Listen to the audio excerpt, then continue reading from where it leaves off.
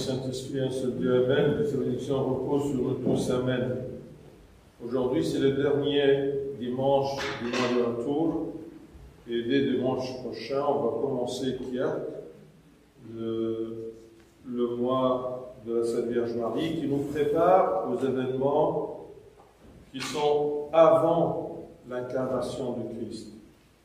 Et c'est pour cela que l'Église a choisi aujourd'hui ce texte de Saint Marc, qui nous rappelle de quoi on doit être préoccupé, en citant cette rencontre entre un jeune homme et le Christ. Et de cette rencontre-là, on doit comprendre qu'on doit viser toujours d'avoir une part dans l'héritage céleste. C'est ça qui doit nous préoccuper. Et c'est pour cela que le Christ s'est incarné. Il est venu sur terre pour nous donner la possibilité d'avoir une part de l'héritage.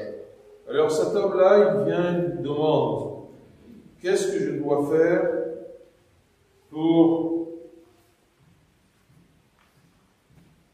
que dois-je faire pour recevoir la vie éternelle en héritage? C'est ça qui nous intéresse. Et c'est ça qu'on doit y penser. Et c'est ça l'objectif de notre vie.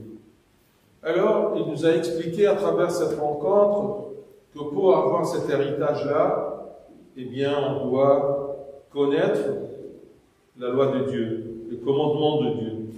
Mais ça ne suffit pas de connaître, parce que la plupart de nous, si nous ne sommes pas tous, on connaît ce que Dieu demande, ce que Dieu veut de notre part. Mais il y a beaucoup de choses qui nous empêchent de pratiquer le commandement ou d'accomplir les commandements de Dieu. C'est ce qu'on a, ce fardeau-là, qui nous empêche de porter la croix. Parce que porter la croix, comme le Christ a dit à ce jeune-là, c'est tout simplement de pratiquer, de vivre la loi de Dieu, les commandements de Dieu. Mais il y a toujours, non pas l'argent, mais tout ce que je veux, ma volonté, qui m'empêche de pratiquer ou d'accomplir le commandement de Dieu, de porter la croix, parce que porter la croix, c'est lutter, c'est labourer pour être un enfant de Dieu dans la loi de Dieu. La plupart de nous, ils disent toujours, ça ne m'intéresse pas l'argent. Oui, c'est vrai, c'est facile de dire. Mais toujours, il y a quelque chose d'autre qui t'intéresse. Ça t'intéresse, par exemple, de mettre des bons habits, d'être élégant, d'avoir une belle voiture, d'avoir un bon ordinateur, un bon téléphone. Tout ça, ce sont l'argent. Ce n'est pas l'argent vraiment, mais tout simplement la possession qui m'empêche de pratiquer la vie mystique.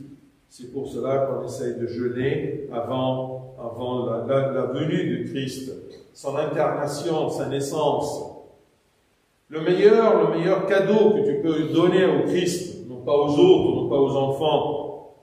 C'est triste quand je regarde la télévision maintenant, tout ce qui préoccupe les gens, c'est les cadeaux de Noël, les fêtes de fin d'année. C'est triste. C'est comme vous allez toujours pour participer à l'anniversaire de quelqu'un, vous intéressez à tout ce qu'il y a sauf ce quelqu'un-là, sauf la personne, le Christ qui est né. Ça m'intéresse les cadeaux, mais qu'est-ce que tu as présenté à Dieu? Un seul cadeau pense à présenter à Dieu, c'est tout simplement de lui offrir un peu de temps. Un peu de temps. On perd beaucoup de temps, on perd la plupart de notre vie à chercher autre chose que l'héritage du royaume des cieux. Qu'est-ce qu'on fait pour se préparer à avoir cet héritage-là? On a beaucoup de préoccupations, beaucoup d'argent, beaucoup de possessions dans notre vie, beaucoup de choses qui nous intéressent. C'est ça l'argent, c'est ça le monde qu'on dit. C'est ça ce qui nous empêche de porter la croix.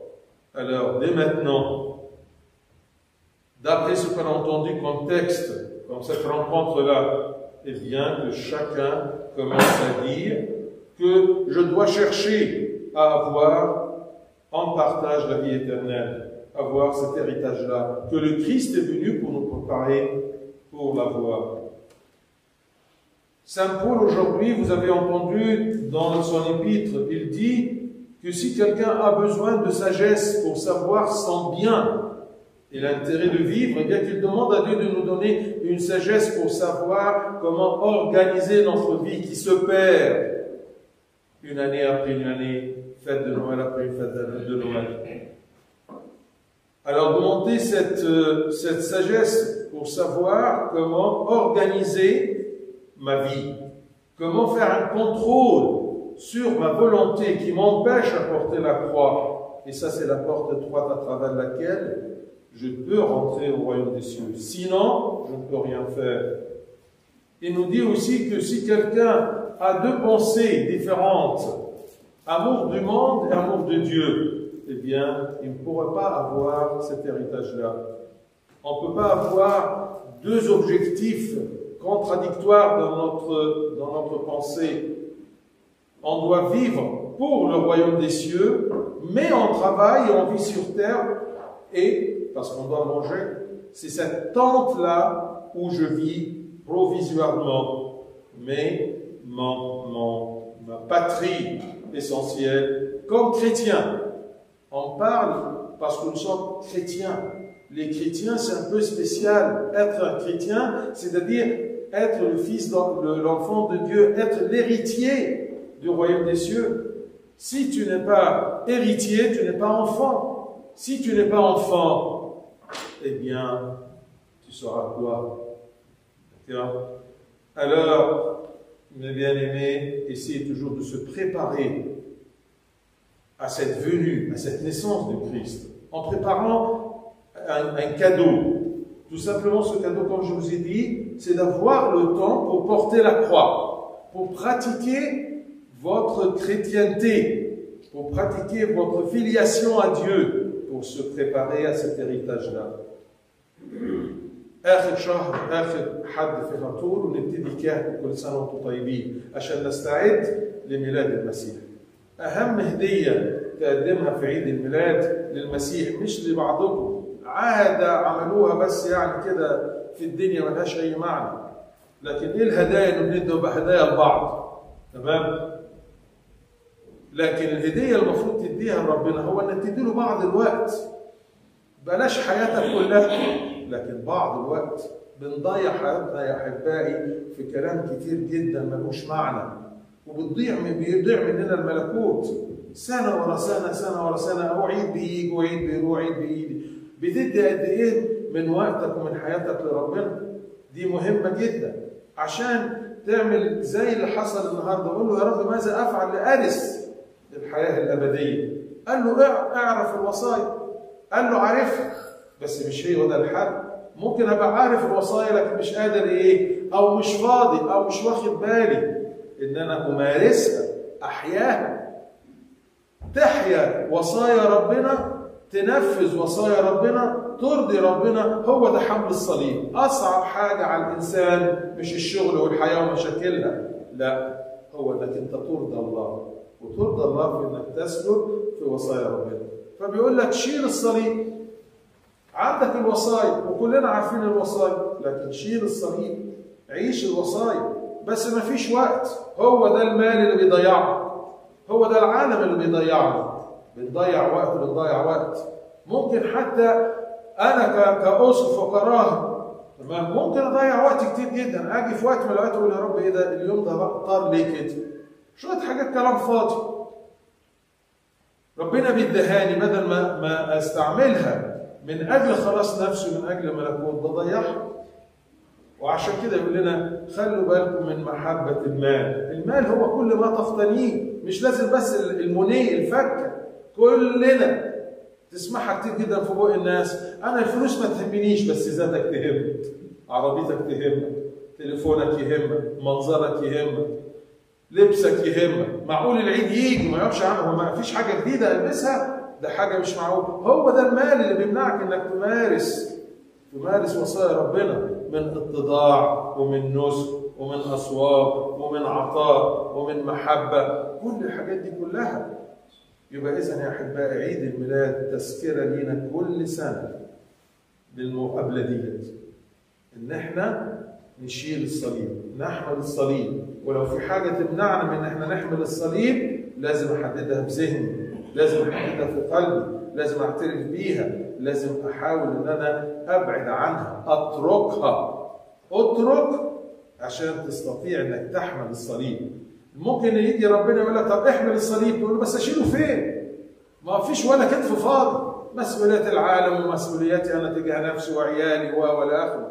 لكن لا يا حبيبي، اترك الحاجه اللي تبعدك مع ربنا. في حاجات كتيره جدا ممكن اتنازل عنها، وربنا في بولس الرسول يقول لنا اطلب حكمه. اللي عاوز حكمه من ربنا عشان ينظم حياته وينظم فكره، اطلبها من ربنا. قول له يا رب اديني حكمه عشان اعرف ادبر وقتي، انا مش عارف اظبط حياتي. اطلبها من ربنا. ويقول لنا من له فكرين، فكر محبه العالم ومحبه الله. عاوز الملكوت وعاوز ابقى مرتاح في العالم، ما ينفعش. عمرك لو ارتحت هنا هتتعب فوق. لو تعبت هنا وشلت الصليب، مش مشاكل العالم، اي مشكله على راي الاباء يقولوا لنا عامله زي الهرم. اي مشكله، شوف حياتك كلها كده، اي مشكله تطلع في الاخر في نقطه وبتخلص. تمام؟ حتى المشاكل اللي انت عايش بيها هتخلص برضه لما تسافر بالسلامه على السماء، كله هيخلص. لكن اهم حاجه الميراث الابدي، الميراث السماوي اللي انت لازم تسعى ان يكون لك نصيب فيها. ابن ربنا ليه؟ ربنا تجسد وفدانا واعطانا نصيب للحياه الابديه. ليه تطلب هذا النصيب وتهتم بشويه حاجات عالميه تضيع منك النصيب الصالح؟ فربنا يعطينا ان من دلوقتي ويا رب اول حاجه اعملها ان انا اعطي، اترك عشان اعطي. ولما اعطي وقت لربنا هقدر اشيل الصليب، هقدر امارس وصايا ربنا ببر وبتقوى، ويبقى لي نصيب في ملكوت السماوات اللي عدهن ربنا له المجد الدائم الى الابد.